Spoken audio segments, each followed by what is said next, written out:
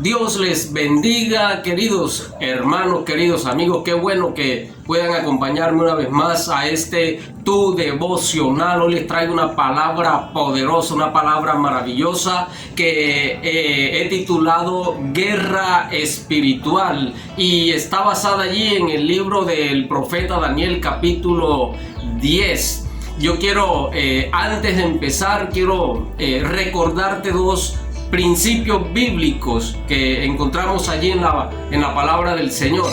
El primero de ellos lo encontramos en el libro de Efesios capítulo 6, versículo 12. Allí el apóstol Pablo dice: porque no tenemos lucha contra carne y sangre, sino contra principados, contra potestades, contra los gobernadores de las tinieblas de este siglo, contra huestes espirituales de maldad en las regiones celestes.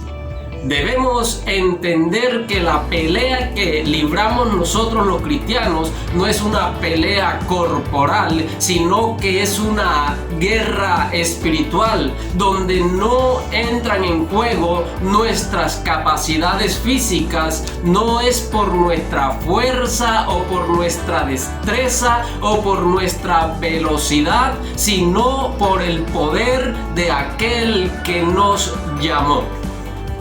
2. Segunda de Corintios capítulo 10, verso 4 y verso 5. Allí encontramos que la Escritura dice: porque las armas de nuestra milicia no son carnales, sino espirituales en Dios, para la destrucción de fortalezas, derribando argumentos y toda altivez que se levante contra el conocimiento del Hijo de Dios, y llevando cautivo todo pensamiento a la obediencia a Cristo. Lo segundo que debemos entender es que Dios nos dio armas espirituales con las cuales derribamos y vencemos al enemigo. Conociendo estas dos verdades, entonces vayamos al escenario donde se libra una batalla espiritual. Daniel capítulo 10, verso 1 al verso 14. Allí encontramos una visión que tuvo el profeta Daniel en el año tercero del rey Ciro, rey de Persia. Era aproximadamente el año 536 antes de Cristo. Unos 72 años desde que Daniel había sido deportado a Babilonia. En este evento, el Señor nos muestra una batalla espiritual entre ángeles de Dios y ángeles caídos o demonios. Se enfrentaba el reino de Dios y el reino de las tinieblas. Pero ¿qué fue lo que originó aquella batalla? Dice la Escritura en el verso 1, primero, que había un gran conflicto, un problema que necesitaba ser revelado por Dios. Y segundo, que había un hombre de oración que dobló rodillas, que estuvo dispuesto a pelear la buena batalla de la fe. Entienda algo, querido hermano. Siempre que exista un conflicto y exista un hombre de oración dispuesto a pelear, siempre se va a generar una batalla espiritual. Si usted, amado hermano, está dispuesto a pelear la buena batalla de la fe, entonces preste mucha atención, porque Dios quiere darle hoy algo muy importante para que usted vaya de victoria en victoria. Vayámonos al libro del profeta Jeremías, capítulo 29, verso 10. Dice ahí el texto: porque así dijo Jehová: cuando en Babilonia se cumplan los 70 años, yo os visitaré y despertaré sobre vosotros mi buena palabra para haceros volver a este lugar.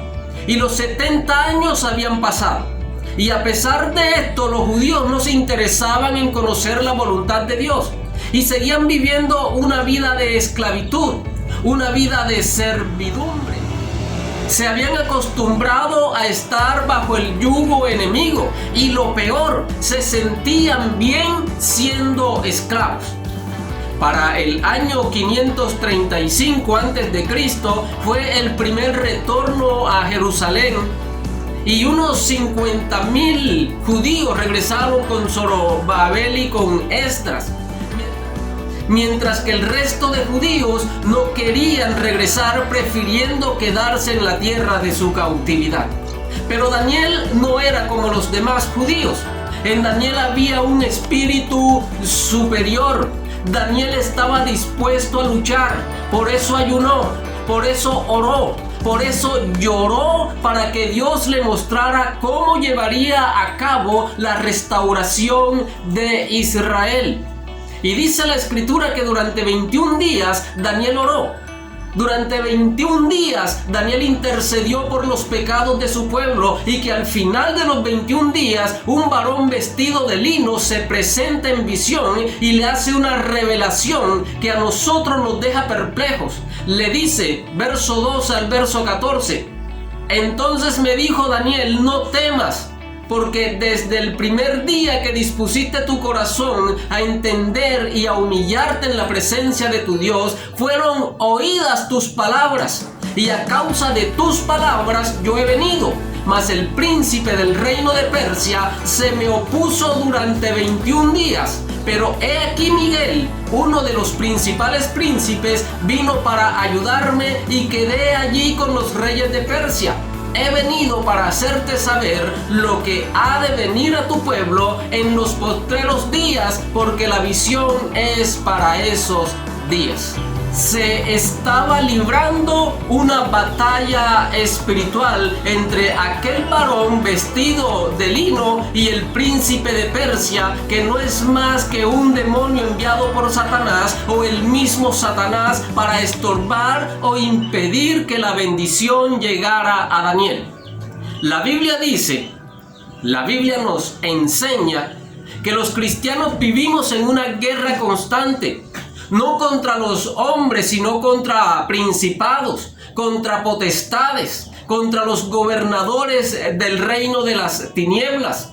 Cuando llegamos a los pies de Jesucristo, fuimos transformados en soldados de Él y formamos parte de su ejército. Así que debemos estar completamente seguros de que recibiremos ataques y bombardeos por parte de Él. Por lo tanto, entendamos que luchamos diariamente contra el reino de las tinieblas. Hay un mundo invisible al cual no podemos ver, pero que ese mundo sí nos ve a nosotros. Y escúcheme, lo que sucede en el mundo físico se planea en el mundo espiritual. En el capítulo 1 del libro de Job encontramos a Satanás colado entre los hijos de Dios, rindiendo cuenta al Señor Dios Todopoderoso. Y el Señor le hace una pregunta en el verso 8. Le pregunta, ¿no has considerado a mi siervo Job, que no hay como él otro en la tierra, varón perfecto y recto, temeroso de Dios y apartado del mal? Claro que Satanás lo había visto. Claro que sentía rabia y sentía envidia al ver cómo Dios le prosperaba. El enemigo, amado hermano, siente rabia cuando le ve a usted prosperar. Siente ira cuando le ve hacer cosas buenas. Cuando le ve a usted honrando el nombre de nuestro Dios. Cuando usted canta alabanzas. Cuando ora al Rey. Cuando él lee la palabra. Así que el enemigo estaba observando a Job, y luego de una conversación el Señor le permite tocar a Job. Escuche, no es Dios quien prueba a Job, es Satanás quien le ataca. ¿Por qué les digo esto? Porque muchas veces nos confundimos y pensamos que las pruebas que estamos pasando son simplemente cosas que suelen suceder, y pensamos que así es la vida. Y no le prestamos la mayor importancia, y se nos olvida que detrás de esas pruebas o esas cosas malas que nos suceden está la mano de Satanás, que quiere destruirnos. Existen tres fuentes de las que pueden venir las pruebas. Primero, de parte de Dios. Segundo, de parte del diablo. Y tercero, como consecuencia de nuestros propios errores. Y Job estaba siendo atacado por el diablo. Y usted conoce la situación y las circunstancias por las que este varón de Dios tuvo que pasar. Segunda de Corintios capítulo 10 versos 4 y 5 nos dice que el Señor nos ha dado armas espirituales para poder vencer en esta guerra espiritual. Y esas armas las encontramos en el libro de Efesios capítulo 6. Allí el apóstol Pablo nos dice que no podemos luchar con nuestras propias fuerzas porque fracasaremos, seremos derrotados. Así que él nos aconseja ceñirnos toda la armadura de Dios que está a nuestra disposición. Y la primera arma que encontramos en la armadura de Dios es la verdad. La verdad a la que se refiere aquí no es la verdad de la palabra de Dios, de la palabra de verdad, sino que hace referencia a la verdad íntima, a la integridad personal. Todo cristiano debe ceñirse los lomos de la verdad. Todo cristiano debe vivir en verdad. Todo cristiano debe ser verdadero, debe ser auténtico. Segundo, la coraza de justicia. La coraza va sobre el corazón. Debemos proteger, debemos cuidar el corazón. Debemos cuidarlo y protegerlo del odio, del resentimiento, de la malicia, de las enemistades. La vida depende de nuestro corazón. Y la mejor manera de hacerlo es practicando la justicia, ser justos en todos nuestros actos, en todo lo que hacemos a diario. Tercero, el apresto del Evangelio de la paz. Apresto significa preparación, disposición. Así que usted y yo, como hijos de Dios, debemos estar preparados, debemos estar listos con el Evangelio de la paz y debemos estar dispuestos en todo tiempo, en todo momento y bajo cualquier circunstancia a anunciarle al mundo las virtudes de aquel que nos sacó de las tinieblas y nos trajo a su luz admirable. Cuarto, el escudo de la fe. Este escudo cubre todo el cuerpo, desde la cabeza hasta más debajo de las rodillas, o sea, cubre toda la vida. Así que toda nuestra vida espiritual, física, emocional, material y todas nuestras actividades deben estar motivadas y deben estar controladas por la fe en el Rey de Reyes y Señor de Señores. 5. El yelmo de la salvación.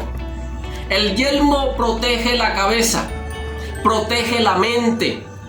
¿Sabe usted que el campo de batalla espiritual es la mente? Por lo tanto, quien domine la mente ganará la guerra. Y el enemigo lo sabe. Y es por eso que diariamente trata de dominar nuestra mente con pensamientos que no agradan al Señor. Lo que vemos en la televisión o en cualquier otro lugar, lo que escuchamos, todo eso va a nuestra mente. Y es en la mente donde libramos la batalla. Por eso el apóstol nos aconseja que todos los días debemos renovar el espíritu de nuestra mente. Sexto, la espada del espíritu. Aquí quiero detenerme un poco y explicar la espada del Espíritu, porque en este texto Pablo nos indica, nos muestra la posición de nosotros los creyentes en el campo de batalla. Y quiero que me presten mucha atención para que no nos confundamos en este punto. La posición que el apóstol nos da es sin lugar a dudas una posición de defensa. Escúcheme bien, una posición de defensa. Cuando usted analiza bien el contexto de este verso, se va a dar cuenta que en 3 ocasiones el apóstol utiliza la palabra istemi, que significa estar firmes. Incluso la espada del Espíritu, de que trata aquí, y que muchas veces nosotros pensamos que es para atacar al enemigo, esa espada del Espíritu a la que el apóstol se está refiriendo es un arma defensiva. Y ya les explico por qué. En el libro de Apocalipsis, capítulo 19, versículo 15, hablando del jinete del caballo blanco, o sea, hablando de Jesucristo, dice allí el texto: de su boca sale una espada aguda para herir con ella a las naciones. La palabra que el original utiliza aquí es rompaya, que hace referencia a la espada larga, a la espada de ataque, a la espada para herir. Pero en este verso, el original utiliza la palabra macaira, que hace referencia a una daga o a un machete que los soldados llevaban al costado y que utilizaban para defenderse en el combate cuerpo a cuerpo, sea con los animales que se encontraban o con los enemigos. Por lo tanto, esta arma no era para atacar. ¿Y sabe cuál es la razón de que la armadura que el Señor nos dejó no sea para defensa? Es que nosotros, escúcheme bien, ya no necesitamos vencer al enemigo. ¿Y sabe por qué? Porque Él está vencido, está derrotado. Cristo lo venció en la cruz del Calvario y nos hizo a nosotros más que vencedores. Jesucristo despojó a los principados y a las potestades y los exhibió públicamente, triunfando sobre ellos en la cruz.